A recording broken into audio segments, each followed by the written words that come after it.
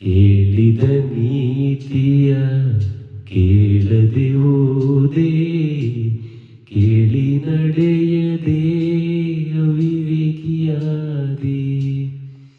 ಎಲ್ಲವೂ ನಾನು ನನ್ನದೇ ಎಂದು ನಂಬಿದೆನಯ್ಯ ಶಾಶ್ವತ ಎಂದು. ಎಲ್ಲ ಸುಳ್ಳು ಎಲ್ಲವೂ ಪೊಳ್ಳು ತಿಳಿದೆನು ಇಂದು, ನಾನು ಮಿಥ್ಯ ನೀನು ಸತ್ಯ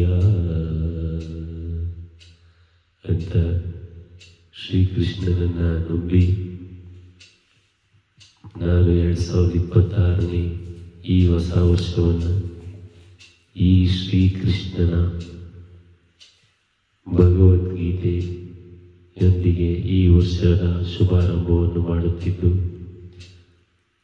ಗೀತೆಯನ್ನು ನಾನು ತಿಳಿದು ಗೀತೆಯಲ್ಲಿನ ಸಾರಾಂಶವನ್ನು ನಿಮಗೂ ತಿಳಿಸುವುದನ್ನು ನಿರ್ಧರಿಸಿದ್ದೇನೆ. ಆದ್ದರಿಂದ ನಿಮ್ಮಗಳ ಸಹಕಾರ, ಬೆಂಬಲ, ಪ್ರೋತ್ಸಾಹ ನನ್ನ ಮೇಲಿರಲಿ ಅಂತ ಕೇಳ್ಕೊಳ್ತಾ, ಮತ್ತೊಮ್ಮೆ ಹೊಸ ವರ್ಷದ ಶುಭಾಶಯಗಳು.